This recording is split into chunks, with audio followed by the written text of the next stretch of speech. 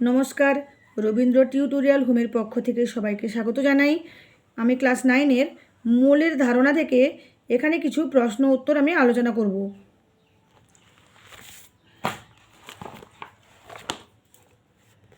Avogadro সূত্রটি বিবৃত করো এবং এর ব্যাখ্যা করো।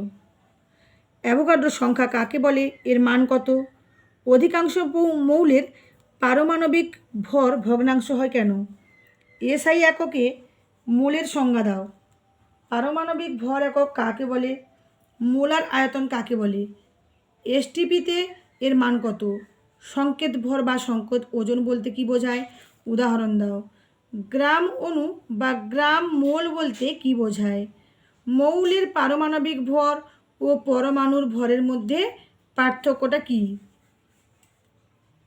প্রথম প্রশ্ন, অ্যাভোগাড্রো সংখ্যাটি বিবৃত করো, অ্যাভোগাড্রো সূত্রটি বিবৃত করো এবং ব্যাখ্যা করো।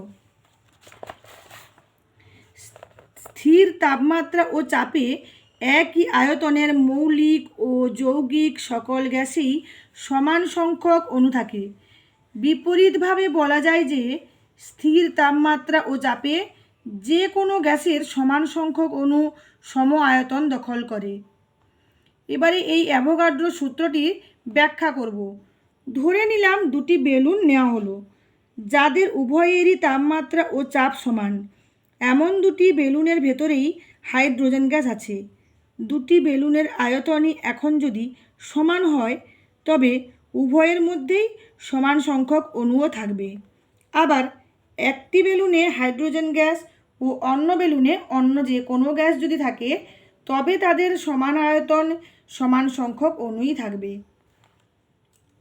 এবারে বলেছে যে অ্যাভোগাড্রো সংখ্যা কাকে বলে এবং এর মান কত। এক মোল কোনো পদার্থে যত সংখ্যক ওই পদার্থ গঠনকারী উপাদান কণা অণুপরমাণু উপস্থিত থাকে সেই সংখ্যাকে বলা হবে অ্যাভোগাড্রো সংখ্যা। এর মান 6.022 × 10⁻23। অ্যাভোগাড্রো সংখ্যার মানটা নির্ণয় করেছিলেন বিজ্ঞানী মিলিকান। অধিকাংশ মৌলের পারমাণবিক ভর ভগ্নাংশ হয় কেন। প্রকৃতিতে প্রায় সব মৌলই একাধিক আইসোটোপের মিশ্রণ হিসাবে বর্তমান। প্রকৃতিলব্ধ কোনো নির্দিষ্ট মৌলের ক্ষেত্রে তার আইসোটোপগুলির প্রাচুর্যের অনুপাত মোটামুটি নির্দিষ্ট। কোনো মৌলের পারমাণবিক ভর নির্ণয়ের সময় উক্ত মৌলের প্রকৃতিতে উপস্থিত সব আইসোটোপেরই পারমাণবিক ভরের আনুপাতিক গড় নেওয়া হয়। যদিও বিভিন্ন আইসোটোপের পারমাণবিক ভর প্রায়শই পূর্ণ সংখ্যা হয়, কিন্তু তা সত্ত্বেও তাদের প্রাচুর্য অনুযায়ী আনুপাতিক গড় নেওয়ার ফলে মৌলটির পারমাণবিক ভরের মান প্রাপ্ত পূর্ণ সংখ্যা না হয়ে ভগ্নাংশ হয়। যেমন প্রকৃতিলব্ধ ক্লোরিনের দুটি আইসোটোপ হলো 35Cl ও 37Cl। এদের প্রাকৃতিক প্রাচুর্য যথাক্রমে 75% ও 25% এবং পারমাণবিক ভর যথাক্রমে 35 ও 37। অতএব ক্লোরিনের পারমাণবিক ভর সমান 35 × 75 + 37 × 25/100 = 35 × 5 35.5 ভগ্নাংশ। এবারে বলেছে এসআই এককে মোলের সংজ্ঞা দাও।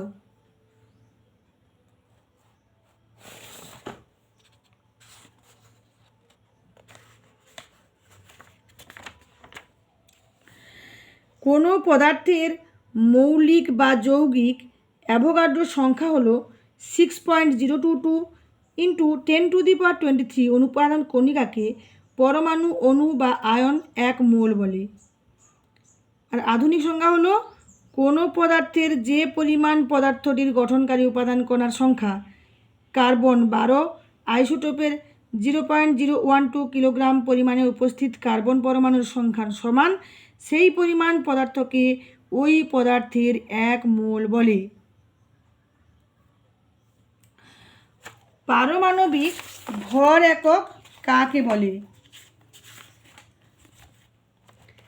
যে কোনো এককের মাধ্যমে কোনো মৌলের একটি পরমাণুর প্রকৃত ভরকে প্রকাশ করা হয় এবং যার মান একটি 12 কার্বন পরমাণুর প্রকৃত ভরের 1/12 সমান তাকে পারমাণবিক ভর একক বা AMU বলে। 1 পারমাণবিক ভর একক বা 1U সমান 1.6605 × 10⁻⁻24 গ্রাম। পরের প্রশ্ন, মোলার আয়তন কাকে বলে? এসটিপিতে এর মান কত?